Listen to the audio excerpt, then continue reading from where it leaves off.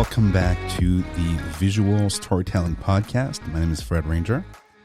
I hope you are doing good. I hope you're staying creative. I hope you're staying sane with the current situation that keeps on dragging and dragging, especially here in Canada. The sun is starting to pop out, and I cannot wait to go outside and resume photography activities. Actually got a new piece of gear this week. It's called the Rodecaster Pro.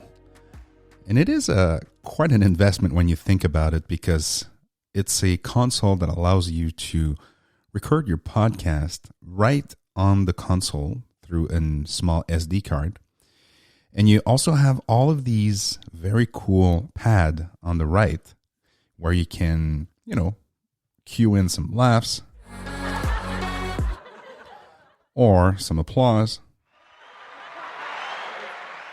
or any of your preferred MP3 that you want to load into the machine. So really, really like this little piece of gear. I think for a podcaster, it is the ultimate setup, because you don't have to rely on your computer, and you don't have to rely on the fans in your computer to cool down that chip, that processor, that, audio intense tasks are usually demanding from your CPU.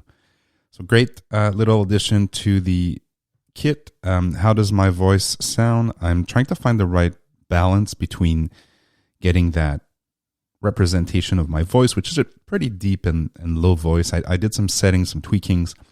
So you guys let me know how you find it. It's a SM7B. This is my trusty mic through the Cloud Lifter, and also some EQs on the Rodecaster. The cool part about the Rodecaster is that there are some EQs built in into the device itself. So if you want to either use a Shure or a Rode mic, doesn't matter. There's EQs for all of that.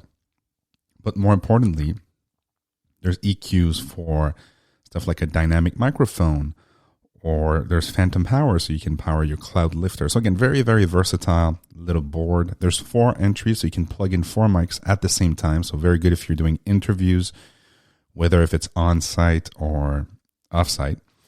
Bringing that little console, again, doesn't require a computer. There are 4 little headphone mix, so that's also something that really, really like about that console, because you can, for your guests, basically have 4 different mixes, or volume at least.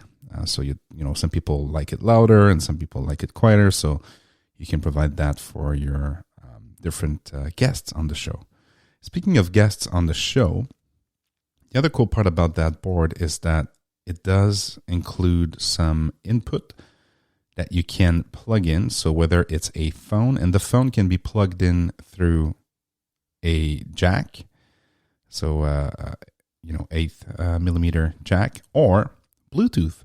So how cool is that? So you can just go into the Bluetooth settings, find the Rodecaster, and this becomes a track just like the other one. So you can actually cue somebody, that's on mute, and then you bring the Bluetooth pod up, and then you're ready to go for that interview. So it unlocks a lot of new possibilities, at least for me. I know there's a lot of people that are liking that piece of gear in the podcasting community. So how I'm planning on using it is literally to speed up my time from recording to editing to publishing. I want to remove the editing part of it. That's the part that I enjoyed the least, actually. Not that I hate it. I don't get me wrong. I like sound engineering and so on and so forth. But if I can get a decent enough product, and I think you can judge by yourself right now, of the quality of the sound and the samples and so on and so forth, if I can get that to be in a spot where I'm satisfied, and I don't have to fiddle with editing and bringing up Logic and doing some EQs and stuff, I can do it all in the machine. It's like photography, right? So if you can get it into the camera, get it right in camera, well, same thing here. If you can get the sound right into your actual board, I think it's better. I think it's way better, because you're going to get more output, and you are going to be more productive at the end of the day. So I really like, again, this Rodecaster Pro. If you want me to do a full review, maybe I can do it on my YouTube channel because I think it can help other creators that are looking to speed up their process to, from recording to publishing. I'm also moving on from Libsyn to Anchor. That's another upgrade or change that I've made to the podcast. So again, you guys let me know if you can still find the podcast and if you can download it right and so on and so forth, because it's a new editing platform, and not editing, but publishing platform. I went with Anchor for, again, speeding up my time from recording a podcast and publishing it. And at the end of the day, Anchor was just giving me that flexibility of just uploading. And there's a mode in the Rodecaster Pro where you can put it in podcast mode when you plug it to the computer. And then you just export it in the Anchor format, which is basically an MP3, but it's optimized for different platforms. And then you just upload it, you enter the information about the episode, and then voila, it's up on the interwebs.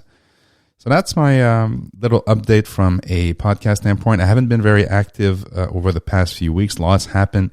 Life happened over the past few weeks. So I'm planning on getting back to podcasting more frequently, but just wanted to say hi to let you know that I do have a new tool that will help me be more consistent and help churn more episodes, because I know that we, especially during these times, rely a lot on audio and video to stay sane. I'm listening to a bunch of podcasts and also, of course, YouTube videos. I'm about to record a video about, and this is something I get every time in the comment, every time I show the X100V, people want to know my settings because they see the photos on Instagram and on my website and so on.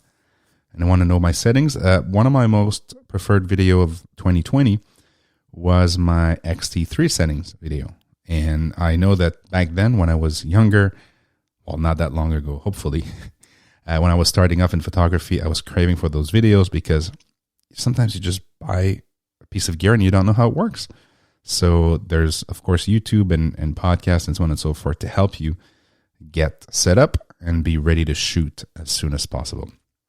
So let me try that pad and cue in the outro music. Very subtly like that. I've been Fred Ranger. If you want to give me some ideas on who should I bring on the podcast, some creators you want to hear about, photographers, filmmakers, or just, all-around creators, let me know. I'll work on that. I'm still the host of Fuji Love Conversations. We just published Jonas Rask, and it's so good. Jonas was super, super generous with his time and his knowledge. We also had a lot of fun recording this episode. So that is over on both on my website, YouTube channel. There's a playlist there, or of course the Fuji Love properties on YouTube, the Fuji Love channel, and also on their website. So that's pretty much it. If you have any questions, let me know. You can send me an email. I've got a new email set up, so it's called hello@fredranger.com. So it's HELLO @fredranger.com. You can always use the contact form on my website. I'm a bit less present on social. Trying to spend more time creating and less time watching stuff. But again, let me know when or how you want me to help you with your creativity. And I will publish more episodes. Again, this was just a quick hello to tell you that I'm still alive on the podcasting front, and you should expect more coming from me shortly. So I wish you all a very, very nice week, and I want you to stay creative and to always, always think about being happy, enjoying life, and enjoying your new gear. That's what you're into. Cheers.